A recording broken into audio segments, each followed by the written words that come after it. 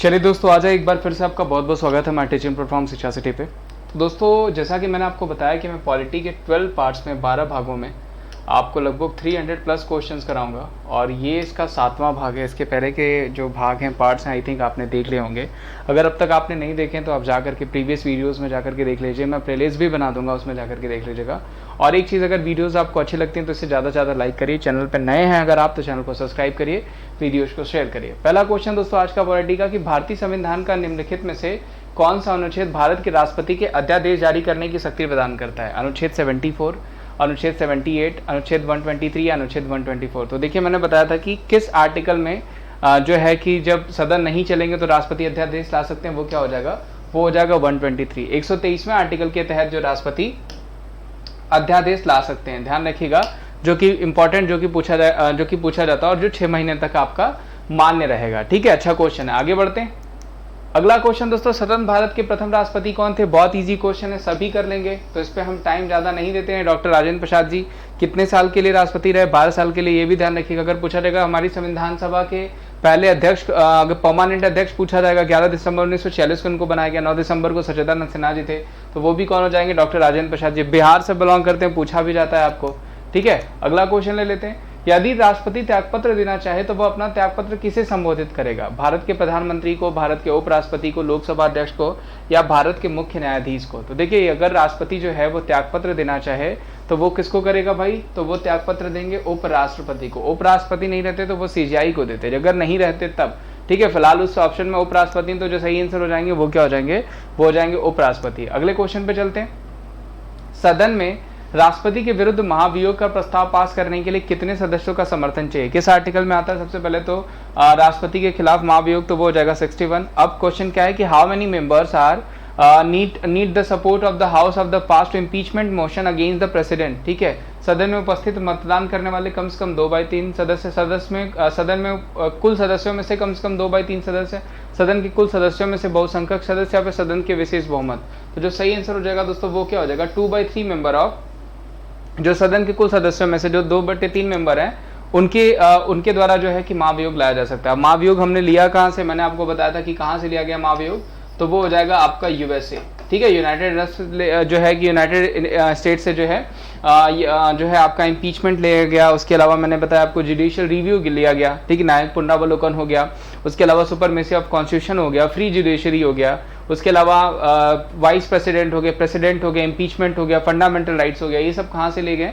ये सब यूएसए से ले गए। आगे बढ़ते हैं। यदि किसी सामान्य विधेयक पर राज्यसभा और लोकसभा के बीच गतिरोध आता है तो उसका समाधान कौन करेगा? राष्ट्रपति, मंत्रिपरिषद, संसद का संयुक्त सत्र या उच्चतम न्यायालय? पूछा गया if there is a deadlock between the Rajya Sabha and Lok Sabha on a general bill then who will resolve it? यानी पूछा गया है आपको, देखिए इसमें 2 क्वेश्चन है, मैं आपको बताऊं। एक तो आपका ज्वाइंट सेशन जो बुलाया जाता है वो कौन बुला सकता है? राष्ट्रपति बुलाते हैं। ठीक है, अब पूछा गया कि कोई भी जो है कि बिल जो है कि उस पर फाइनल अप्रूवल जो है वो कौन देगा, यानी उसको कौन रिजॉल्व करेगा इस चीज को? तो वो कौन कर देंगे? वो तो वो जाएंगे हमारे प्रेसिडेंट। ठीक है, और जो ज्वाइंट सेशन 108वें आर्टिकल में वो भी राष्ट्रपति के द्वारा ही बुलाई जाती है। और ज्वाइंट सेशन जो हो जाएगा उसकी अध्यक्षता कौन करते हैं? तो वो लोकसभा स्पीकर करते हैं, ये ध्यान रखिएगा। वर्तमान में संविधान में कुल कितने मूल कर्तव्यों का उल्लेख किया गया? देखिए यहाँ पे क्या पूछा गया है? फंडामेंटल ड्यूटीज पूछा गया है। क्या पूछा गया? Fundamental duties. ध्यान रखिएगा, रशिया से हमने लिया और क्या हो जाएगा? वो हो जाएगा 11। किस आर्टिकल में रखा गया फंडामेंटल ड्यूटीज को? तो वो रखा गया 4A में। सॉरी, किस पार्ट में? तो 4A में। किस आर्टिकल में पूछा जाएगा? तो वो हो जाएगा 51 है। ठीक है, ध्यान रखिएगा, ऐसे क्वेश्चंस पूछे जाते हैं।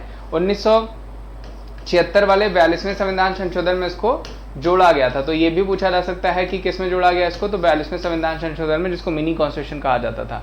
आगे बढ़ते हैं। निम्नलिखित में से एक समिति ने नागरिकों के मूल कर्तव्यों के संविधान में सम्मिलित करने की अनुशंसा दी, यानी पूछा गया which one of the following committee recommended the include the basic duties of the citizen in the constitution? Basically पूछा गया जो फंडामेंटल हमारे ड्यूटीज हैं, जो मौलिक कर्तव्य हैं, उनको किस कमेटी के द्वारा शामिल किया गया? कोठारी समिति, बलवंत राय मेहता समिति, अशोक मेहता समिति या फिर स्वर्ण सिंह समिति? देखिए, बलवंत राय मेहता और अशोक मेहता, ये दोनों मैंने कल बताया था। इस क्वेश्चन के आंसर क्या हो जाएगा? स्वर्ण सिंह समिति। जबकि कोठारी समिति किससे संबंधित हो जाएगा? वो हो जाएगा एजुकेशन से। आगे बढ़ते हैं। शराबबंदी संविधान की किस धारा में निर्देशित किया गया? Prohibition of alcohol in which section of the constitution? 47, 37, 57 या 48? तो जो सही आंसर हो जाएगा वो क्या हो जाएगा? वो हो जाएगा 47। ध्यान रखिएगा, शराबबंदी संविधान की किस धारा में निर्देशित किया गया है, तो वो किया गया है आपका 47 में।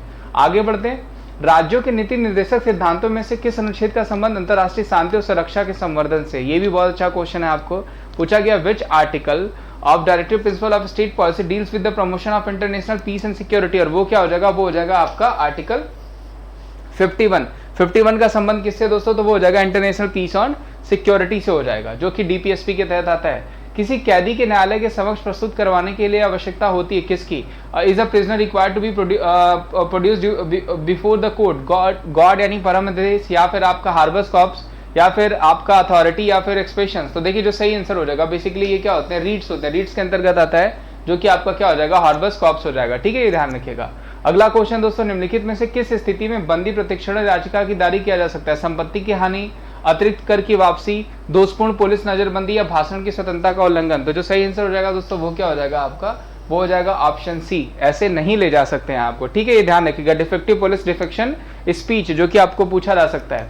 आगे बढ़ते हैं, निम्नलिखित मौलिक अधिकारों में से किसे डॉक्टर भीमराव अंबेडकर ने संविधान और हृदय की आत्मा की संज्ञा दी, यानी किस जो है इसमें से कौन सा जो अधिकार है जिसको आत्मा की संज्ञा कहा गया भीमराव अंबेडकर जी के द्वारा, यानी which of the following fundamental right has doctor Bhimrao Ambedkar dubbed the heart and soul of the constitution, right to religious freedom, right to constitutional remedies, right to property, या राइट टू एजुकेशन। तो जो सही आंसर हो जाएगा दोस्तों, वो क्या हो जाएगा आपका, वो हो जाएगा आपका कॉन्स्टिट्यूशनल रेमेडीज, संवैधानिक उपचारों को, जो कि आर्टिकल 32 में रखा गया है, ध्यान रखिएगा, वेरी इंपॉर्टेंट, जो कि आपको पूछा जा सकता है। इस क्वेश्चन के आंसर संवैधानिक उपचार।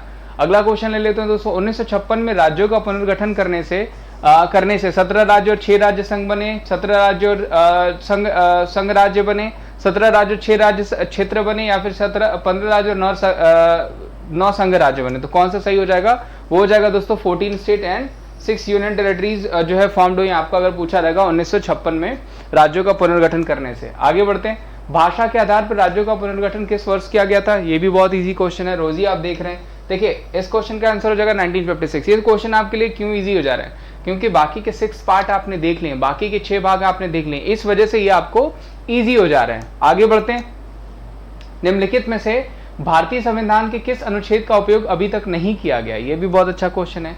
63, 352, 356 या 360। तो देखिए मैं बता देता हूँ, 63 के तहत क्या आते हैं भाई, 63 के तहत हमारे वाइस प्रेसिडेंट आते हैं। अब भाई वाइस प्रेसिडेंट तो बनते, यानी इसका कर लिया गया है। 352 के तहत हमारी क्या आती है, नेशनल इमरजेंसी, और नेशनल इमरजेंसी आपको पता है कि 3 बार लगाई भी जा चुकी है। ठीक है, एक बार हमारा इंटरनल के कारण, यानी एक बार इंडो चाइना वार 1962, एक बार इंडो पाक वार 1971, और एक बार हमारा इंटरनली 1975, 3 बार लगाई जा चुकी है। अगर पूछा जाएगा नेशनल इमरजेंसी, 356 में हमारा स्टेट इमरजेंसी होता है, ये बहुत बार लगाया जा चुका है स्टेट इमरजेंसी। सबसे पहली बार आपका पंजाब में लगाया गया, सबसे अधिक बार आपका यूपी में लगाया गया, ये भी बताया जा चुका है। तो बचता क्या है, 360। तो जो सही आंसर हो जाएगा वो हो जाएगा 360, क्योंकि 360 में क्या है, वो हो जाएगा आपका फाइनेंस इमरजेंसी, जो कि अभी तक एक बार भी नहीं लगाया गया। तो इस क्वेश्चन का आंसर क्या होगा, वो हो जाएगा 360। Very important question. आगे बढ़ते हैं, भारत के संविधान का अनुच्छेद 368 किससे संबंधित है, संविधान का संशोधन करने की संसदीय शक्ति से। तो इसके आगे हम बढ़ेंगे नहीं, बाकी ऑप्शंस में हम जाएंगे नहीं, क्योंकि आपको पता है कि आर्टिकल 368 जो कि साउथ अफ्रीका से लिया गया है, और इसमें संविधान की संशोधन करने की संसदीय शक्ति दी गई है। वेरी इंपॉर्टेंट क्वेश्चन, किस भाग में रखा गया है, संविधान के तो 20वें भाग में रखा गया है, ये भी ध्यान रखिएगा। आगे बढ़ते हैं, भारत के बाहरी आक्रमण अथवा सशस्त्र विद्रोह के कारण भारत के राष्ट्रपति द्वारा राष्ट्रीय आपातकाल की घोषणा किसके अंतर्गत की जाती है। देखिए अभी जस्ट मैंने बताया है कि किसके अंतर्गत, 352 के तहत नेशनल इमरजेंसी, 356 के तहत स्टेट इमरजेंसी, 360 के तहत फाइनेंस इमरजेंसी, और 368 में हमारा क्या हो जाता है, ये हो जाता है हमारा अमेंड, यानी संविधान संशोधन। आगे बढ़ते हैं, अगला क्वेश्चन दोस्तों, भारतीय संविधान के किस अनुच्छेद में निर्वाचन आयोग के लिए प्रावधान है, अनुच्छेद 320, अनुच्छेद 324, अनुच्छेद 322 या 326। पूछा गया है निर्वाचन आयोग पूछा गया है, वो हो जाएगा 324 में, 324 में जो है कि इसका प्रावधान है, जो कि आपको पूछा जा सकता है। अगला क्वेश्चन ले लेते हैं, भारतीय संविधान के कितने अध्याय में विभाजित किया गया, यानी कितनी भागों में किया गया। तो देखिए अभी जो करंट में हो जाएगा 470 प्लस आर्टिकल, ठीक है, 12 जो हो जाएंगे आपके शेड्यूल्स हो जाएंगी, अनुसूचियां हो जाएंगी, और 25 क्या हो जाएंगे आपके भाग आ जाएंगे, 25 क्या हो जाएंगे पार्ट। करंट की बात हो रही है अभी, ठीक है, तो क्या 25 भाग है ऑप्शन में, बिल्कुल है। तो इस क्वेश्चन का आंसर क्या हो जाएगा, वो हो जाएगा 25th पार्ट। आगे बढ़ते हैं, भारतीय संविधान के निम्नलिखित में से किस अध्याय में जनता को गारंटी मूल अधिकार दिए गए, यानी बेसिकली किस अध्याय में बोला गया है, किस भाग में बोला गया है फंडामेंटल राइट्स को डिस्कस किया गया। तो ये भी मैंने बताया था आपको। देखिए जो है कि यूनियन एंड टेरिटरीज, राज्यों का संघ 1 में, पार्ट 4 में हो जाएगा आपका डीपीएसपी, ये भी मैंने बता रखा है आपको, डीपीएसपी पार्ट 4 में हो गया। ठीक है, पार्ट 2 में अगर पूछा जाएगा आपको तो वो हो जाएगा सिटीजन, ये भी मैंने आपको बता रखा है। बस्ता क्या है, पार्ट 3। तो जो सही आंसर हो जाएगा वो क्या हो जाएगा, वो हो जाएगा भाग 3 में। फंडामेंटल राइट्स को किसमें रखा गया है, वो रखा गया भाग 3 में। और दोस्तों आपको बताया कि मैं अकेडमी पे भी पढ़ाता हूँ, अकेडमी पे मेरी बहुत सारी जो है प्लस क्लासेस चलती हैं, और अकेडमी पे बहुत सारे बैच कोर्सेज भी आपके लिए चलाए जा रहे हैं, जिसमें इंडिया के टॉप एजुकेटर्स आपको बैचेस प्रेजेंट करें, जिसमें अभिनव सर हो गए, अवस्थी सर हो गए। ठीक है, इसमें बेनिफिट्स क्या हैं, प्लस सब्सक्रिप्शन अगर आप लेते हैं तो देखिए 30+ जो बैच कोर्सेज एवरी वेडनेसडे को लॉन्च होते हैं, 300 क्लासेस पर डे। ठीक है, पर डे चलाई जाती है। इसमें इतनी क्लासेस तो नहीं देख पाएंगे आप, तो आप क्या करेंगे कि आप जो है कि कम से कम 4 से 6 क्लासेस को टारगेट करिए। 70+ एजुकेटर्स हैं, 40,000 वहाँ पर रिकॉर्डेड कंटेंट्स हैं, 20,000 प्रैक्टिस क्वेश्चन, 90% ट्रस्टेड लर्नर्स हैं जिसका फायदा उठा रहे हैं। बेस एजुकेटर्स की तरफ से different of batch courses like phoenix batch course हो गया, ब्रह्मास बैच कोर्स हो गया, 1000 सिलेक्शन बैच हो गया, सफलता बैच हो गया। ठीक है, स्ट्रॉन्ग लाइनअप है बैच कोर्सेज की जो आपको प्रेजेंट करी जा रही है। ठीक है, उसके अलावा 2500 रुपए के अभी अगर आप सब्सक्रिप्शन लेते हैं तो 2500 रुपए तक की टेस्ट सीरीज बिल्कुल फ्री मिल रही है। और आपको कॉम्बैट भी हर संडे को 12 बजे होता है, जिसके लिए बिल्कुल फ्री रजिस्ट्रेशन है, कोई भी चार्ज नहीं देना है आपको। हिंदी और इंग्लिश में ये टेस्ट सीरीज अवेलेबल होती है। इसके लिए करना क्या होता है, अकेडमी का एप्लीकेशन इंस्टॉल करिए, एक कोड आपको अप्लाई करना पड़ेगा अनलॉक करने के लिए एप्लीकेशन, और वो कोड क्या हो जाएगा, वो कोड हो जाएगा आपको wimleys@14। ध्यान रखिएगा, wimleys@14 ये कोड हो जाएगा, जिसको आप प्लस सब्सक्रिप्शन के लिए भी यूज कर सकते हैं। अगर आपको कभी प्लस सब्सक्रिप्शन लेना है तो उसके लिए भी आज इस कोड का यूज कर सकते हैं, wimleys@14। और आपको अगर 24 month, 12 month, 6 month, 3 month, 1 month का सब्सक्रिप्शन चाहिए तो ये कोड जैसे ही आप अप्लाई करेंगे उसमें भी 20% का आपको ऑफ हो जाएगा। 10% का कोड से हो जाता है और 10% का क्वाइन से हो जाता है। तो कोड क्या हो जाएगा भाई, वो हो जाएगा wimleys@14। ठीक है, चले, और आप ऑल सेट हो जाएंगे एग्जाम को क्रैक करने के लिए। ठीक है, चलिए हम बाकी के बचे क्वेश्चंस पे चलते हैं। जो हमारे बाकी के बचे क्वेश्चंस है वो भी ले लेते हैं भाई। मैंने कहा कि 25-25 क्वेश्चन में कराऊंगा आपको एक सेट में। अगला क्वेश्चन दोस्तों, भारतीय संविधान सभा में महिलाओं के सदस्यों की संख्या कुल कितनी थी। बहुत ईजी क्वेश्चन है, तो वो कितनी हो जाएगी भाई, वो हो जाएगी आपकी 15। ध्यान रखिएगा, कितनी हो जाएगी, तो वो हो जाएगी आपकी 15, जो कि पूछा जा सकता है आपको। आगे बढ़ते हैं, राज्यों में सीटों की अधिकतम संख्या कितनी हो सकती है, राज्यसभा पूछा गया। तो देखिए राज्यसभा में अधिकतम सीट कितनी हो सकती है, 250। कार्यकाल कितने साल का होता है, 6 साल का। मेंबर बनने के लिए मिनिमम एज क्या होनी चाहिए, तो वो होनी चाहिए आपकी जो है 30 ईयर्स। ठीक है, ये ध्यान रखिएगा। और राज्यसभा जो होती है एक परमानेंट हाउस होता है। अभी 245 लोग जो है इस पर बैठे हुए हैं। संविधान की प्रारूप समिति के समक्ष प्रस्तावना का प्रस्ताव किसने पेश किया था, डॉक्टर भीमराव अम्बेडकर ने, BN राव ने, महात्मा गांधी ने, जवाहरलाल नेहरू ने। तो जो सही आंसर हो जाएगा दोस्तों वो कौन हो जाएंगे, वो हो जाएंगे जवाहरलाल नेहरू जी। ध्यान रखिएगा। और संविधान सभा की 2 कमेटियां भी इन्होंने बनाई थी, संघीय समिति और एक संघीय शक्ति समिति।